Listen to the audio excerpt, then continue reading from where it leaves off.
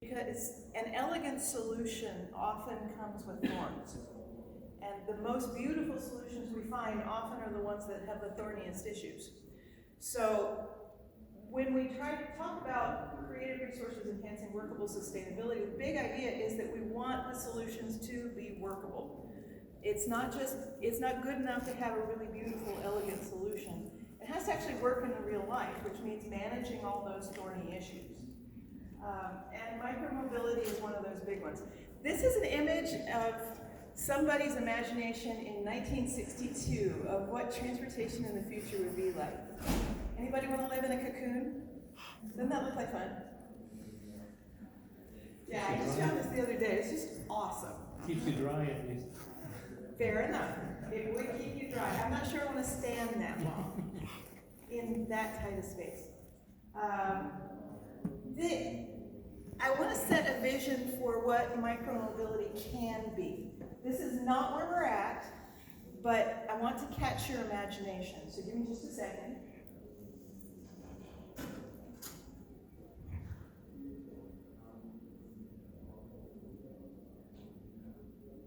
It'd be lovely if you could hear the audio, but she's actually squealing. It's just awesome. One of the things you can see is that the footboard's nice and wide, and there's plenty enough room for dad and little one. You're just having a good time.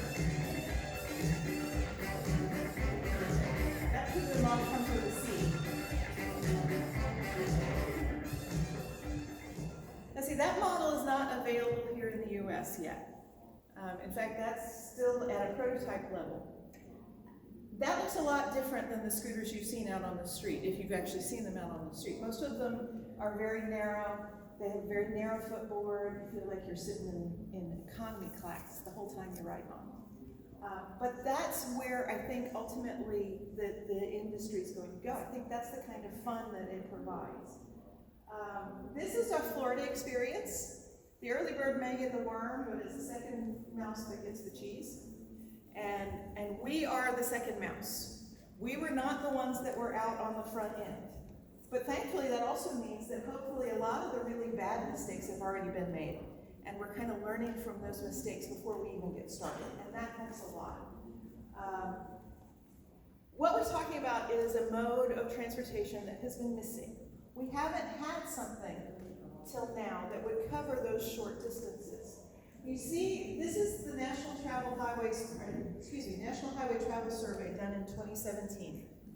And you see there's this huge jump right there at the beginning in those super short trips. That maxes out at about a mile is the longest of the histogram bars. And that means that 21% of the trips that were measured in the US, including suburban areas, were less than a mile. And a full third are 2 miles or less. Every single one of those trips is vulnerable to, and that's a bad way to say that, but we could use a different device to do that. When you think about it, anything above about 3 miles, you probably want to use a car, right? Because if you're going that long, you probably need a better road. But anything below that, you could use something else for. That means that there's 20,000 communities worldwide that could benefit from micromobility as a service. Not just having an individual device, but having a rental system available in their downtown core that you could use to get around. And the reason why we use such heavy vehicles is because the faster you want to go, the more energy it takes. This is actually an energy curve for electric vehicles. You see there's this really high start-off cost and a very low speed.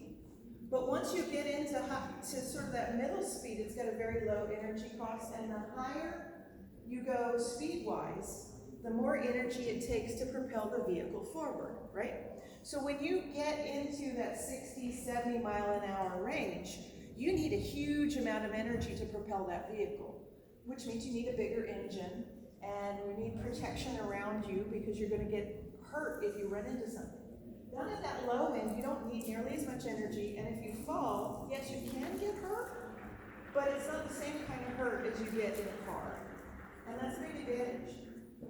That means that we've been using this huge footprint and this huge carbon input to get around our neighborhood streets. Okay, so we're using a 3,000-pound vehicle to transport a 150-pound payload 2 miles. That doesn't make any sense. It's just not efficient. So if you have something that will actually manage that at a lower speed, then you can get an awful lot better return on your investment. You're not spending as much money to actually get that trip done. So what is micromobility? This is just a sample. Believe me, what's out there is gotten really crazy. They're generally bicycle-sized or smaller. They're lightweight, about 100 pounds or less, short range. You're going to use them for somewhere between a quarter mile and 2 miles. They typically have about a 30-mile range. Personal, they're intended for a single user, although, there's a little bit of fudge on that. And they're often shared via a smartphone app. So you check into one, you pay them a flat fee and a small amount of money per minute, and then you can use it and you check out. Okay? And most of them are dockless, which means that they can go anywhere. They're there at the front door when you walk out the door, and then you leave them at the front door where you walk back in. That causes problems. So why all the fuss? All that green is docked bike share. That's the growth rate since 2010. And that includes all the way up to 2018. This was done by NACTO. You see that last year and that little orange piece? That orange piece alone is scooter share. So we had a very steady growth rate. The first couple of years it was doubling per year. And then it kind of evened out at about 25% increase a year. And then the bike share kept at about the same rate. But all of a sudden, in 1 year, we doubled the amount of shared trips that fast. And that's why this has become such a big deal, because all of a sudden we've got this critical mass that we never had on our streets and in our bike lanes and on the sidewalks. So we all have said over and over and over again, you can't build your way out of congestion. The question is, do we really believe it? We've kept trying over the last 20 or 30 years to build more roadways, to give more space for more cars, but we're not moving any more people. And we've allocated all this physical space, but we're not actually getting a return on that investment either.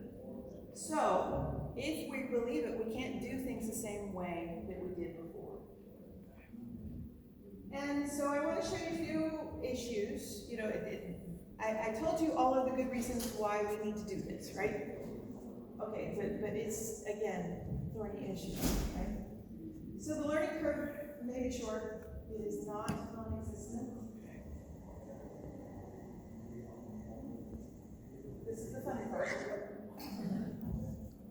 Okay, so we get our sick and we get to laugh at people falling down section, right? A third of the injuries occur during a person's first trip. Okay, so if we're going to implement this, we need to actually do more training. Most of the people that have been using it have been young and male because they had kick scooters growing up. And this is no big deal for them. They already learned how to use them. Folks like me, who didn't have one growing up, had a little bit more trouble. 63% of the accidents happen within the first 10 rides. So there is this sense of a learning curve. The good news on that, though, is that we can expect over time that the injury rates are probably going to come down. And that's not a bad thing at all. Now, see, this is what I looked like after my first scooter ride. And if I didn't know how powerful this was, I might have run away screaming. Because I did fall down pretty badly. And this is about what I look like. Whee! Isn't that great? Okay, so the major failure mode is straight over the front of the vehicle. So you're going to get hurt really badly. You're going to break your arm falling over the front of the vehicle. You're going to end up with head injury because you banged your head on the pavement, or you're going to break your leg or something similar. So one of the big advantages as they get improvements in the device design is that they're moving the weight towards the back and down.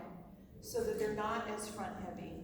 And for me, it was actually a braking issue. If you brake with the front wheel, you're going over, and I didn't know which one was the front and which one was the back. Of course, boys will be boys.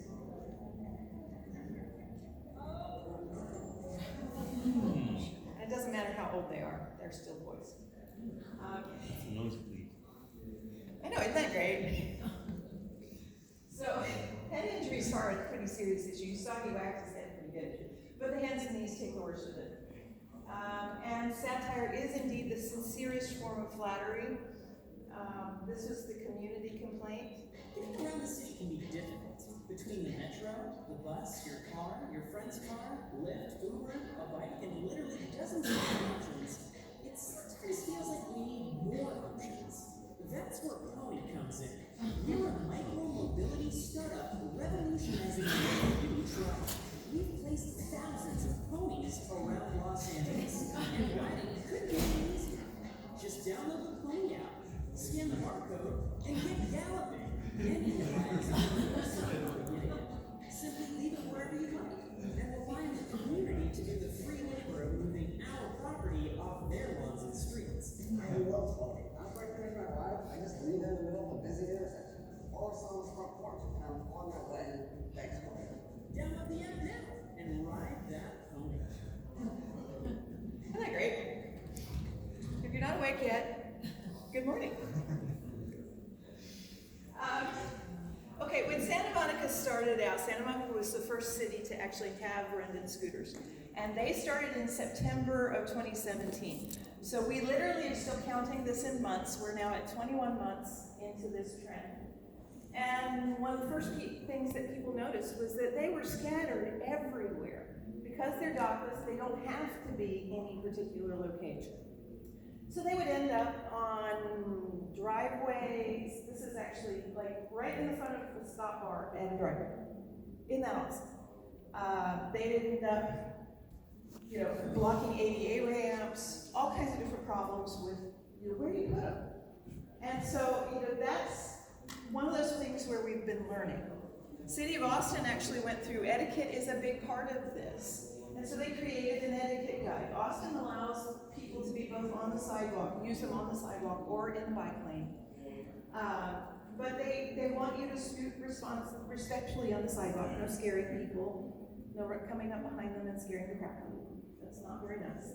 Don't block the sidewalk.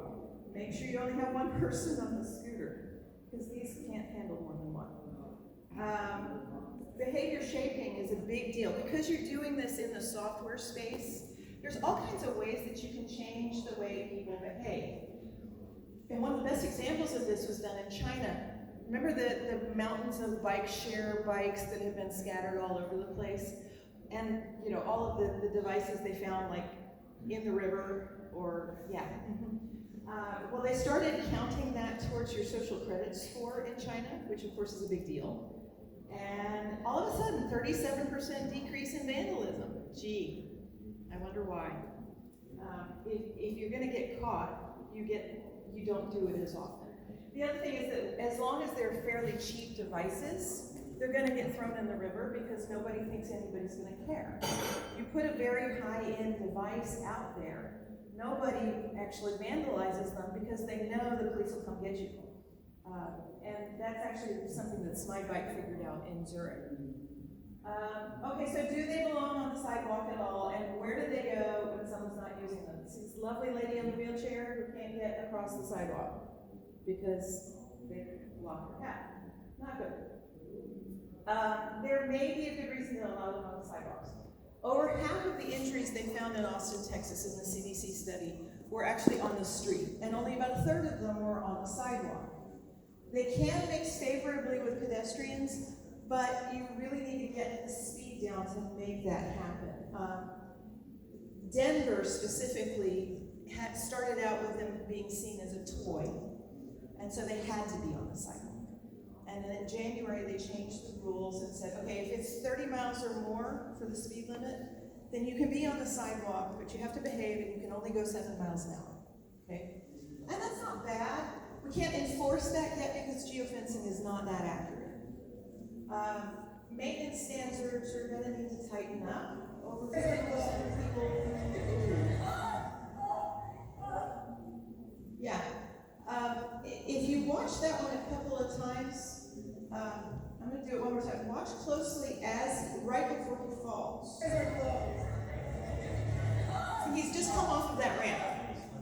And there's something between the ramp transition that's kind of gotten in the way of his wheels, and that's why he fell. So, as long as the wheels are relatively small, you have to be super careful about any inconsistencies in this pavement. Anything, you feel every single bump. Larger cities have been moving protected bike lanes. And just in case you're worried about keeping them clean, oh no, it's sideways. Oh well, that's a street sweeper that actually does just the bike lane. How did you go sideways? This is not right. It was such a cool video too. Alright. So there are actually street sweepers that are just wide enough to do a protected bike lane. And you might want to actually keep those bike lanes cleaner than you would keep a regular street because their tires are smaller and anything is going to get in the way. So administrative issues. This is the issue. Dock bike companies had to come in and ask for permission. Dockless companies came in and asked for forgiveness. That didn't go so well. And so there's been a lot of jurisdictions who've been very anti-scooter because they came in and asked for forgiveness instead of asking for permission up front. Here in Florida, and actually in all 50 states, bicycles are considered a vehicle and are allowed on any roadway. Most of you know this, right? But the scooter regulations vary from state to state. So if you are in California or Washington, you can only have them on the roadway or in a bike lane. If you're in Texas or Virginia, it could be either way. Denver has some mixed rules, so if the speed limit is 25 or less, they want you on the street. If it's 30 or more, then you can be either place, but don't go so fast. Current bike regulations here in Florida say that if you're on a bike and you're 16 or younger, you need to be wearing a helmet. You can't rent to a child without a helmet. They have to have night lights. They have to yield to pedestrians, and you have to give an audible signal before you overtake a pedestrian. So you have to have a bell on there, or you have to yell loud, or whatever, right? That's kind of hard to do when somebody's using a leaf blower, by the way. Actually did try that the other day, it didn't work. On the roadway, they have to use a bike lane, or they have to stay as close to the curb as possible. And they're supposed to use the center lane only when they're passing, turning left, or avoiding conflict. And don't do more than 2 abreast, right? You saw the 2 abreast, right? That's actually in Clearmont, by the way. There's actually a bike camp in Clearmont, which is not very far.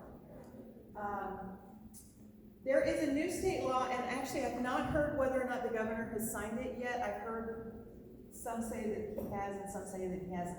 It was slated to be signed at least before the end of next month.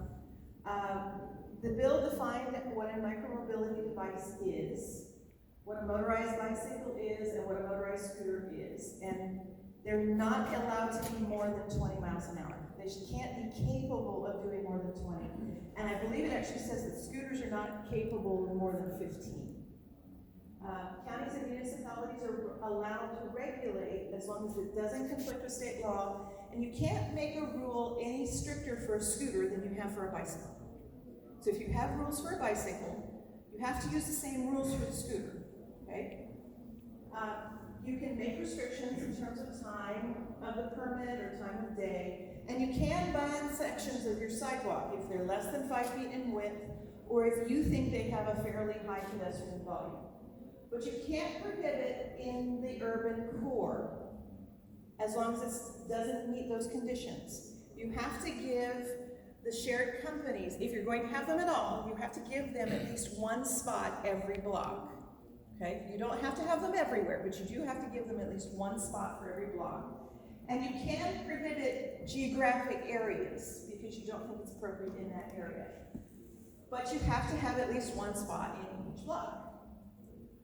And ultimately, it comes down to a scooter is basically the same in Florida law as a bicycle.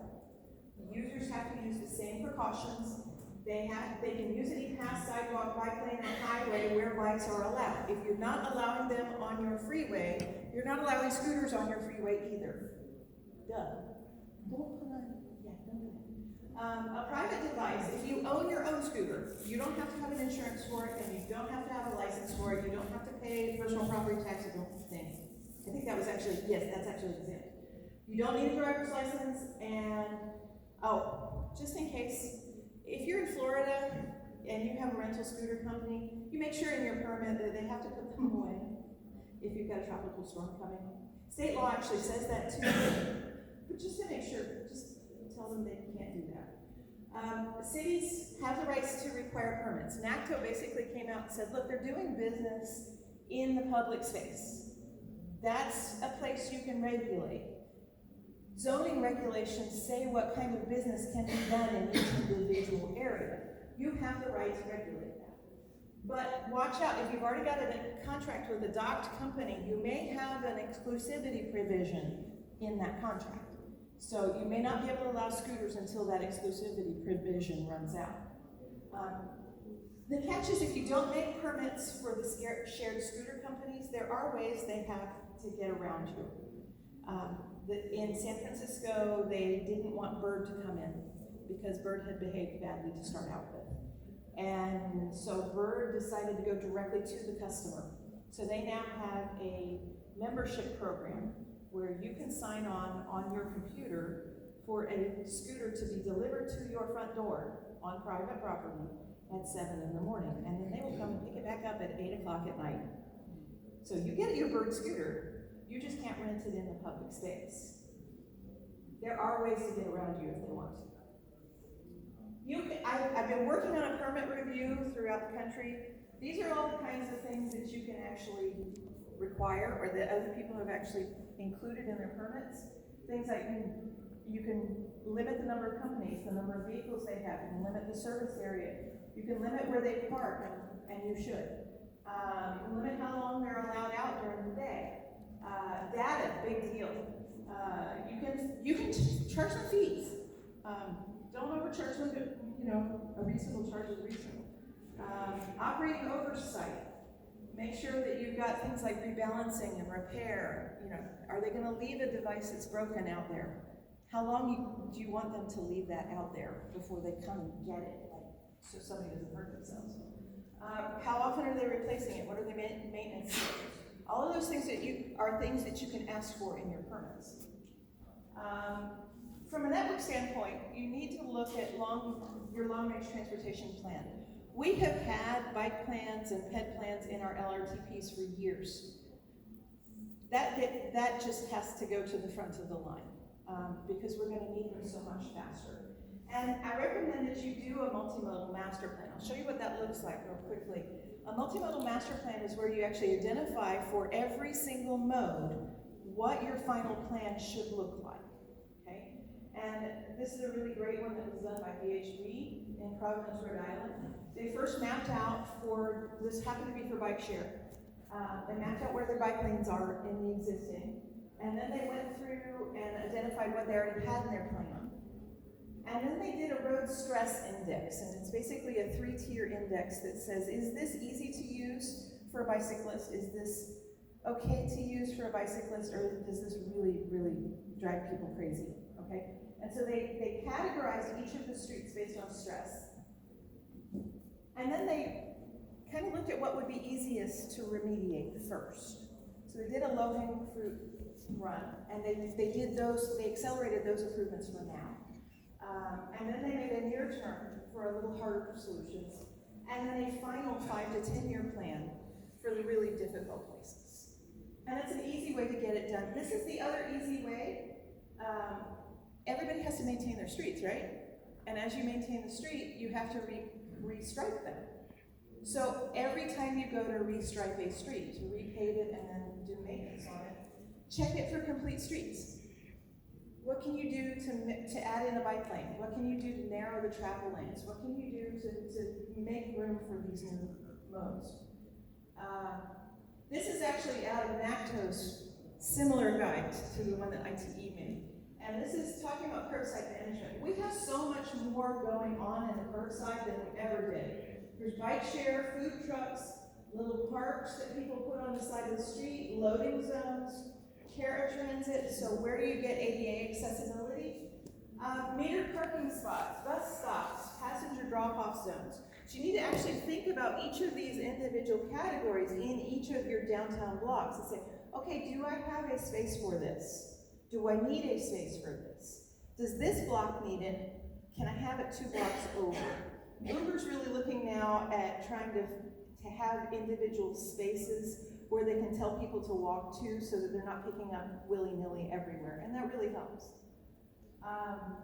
If you don't figure out where they're gonna park, people will figure it out for you. This is a little bit of tactical urbanism.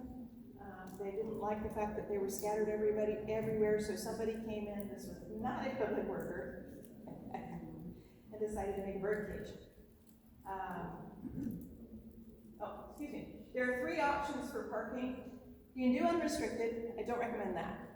If you do unrestricted, they're going to be everywhere, and they're going to be a mess, and everybody's going to complain.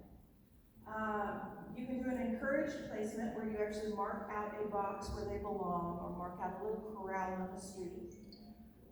Or you can have a docked option. Ultimately, I think the biggest solution is going to come when they add another wheel, which they haven't done yet.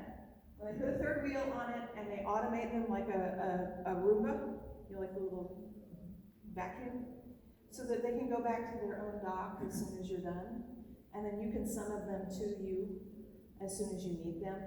And then that's going to solve all the problems, but in the meantime, we're going to have a place for them to go. Data! Oh my gosh! We've been dying for data, and wow, data is a big deal. There are 2 major specifications that are out there right now. One of them is the mobility data specification that was created by Los Angeles, and it's very consistent. A lot of communities around the country are using that. It's a real-time data platform. Uber, Lyft, Lime, and Bird are fighting that legally right now. And the reason they're fighting it is not necessarily because they don't want to give the data in real time. The reason is that the police have actually used their private data that they give to the city to track down people. And although that sounds good in principle, it's sort of using a private industry to create a police state. And that's not real ideal. They're actually happy to give it like the next day, but then you don't have it for managing events.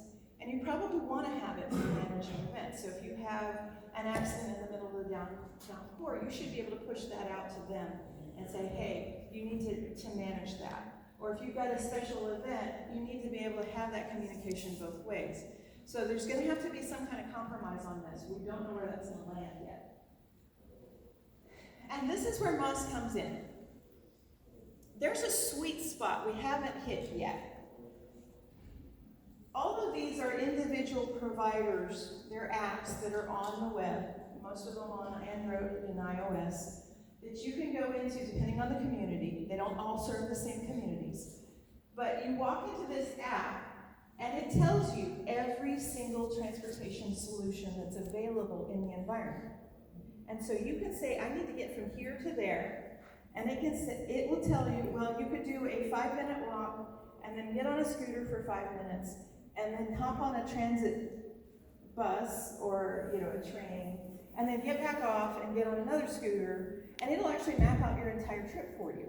Okay, from a customer standpoint, that's ideal. That's fantastic. But what happens if you can actually get the same people who are doing that to give the local jurisdiction their data?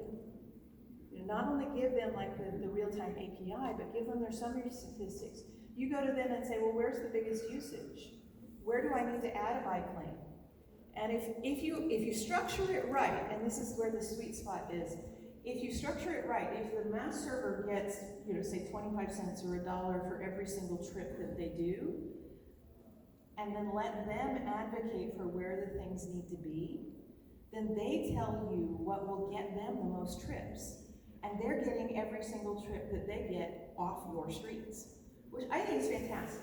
So there's ways to actually work this system so that you get the ideal outcome and actually find ways to make them give you the ideal outcome. We're not all there yet. And that is about it for micromobility. If there are any questions left, we have all kinds of stuff to cover. So,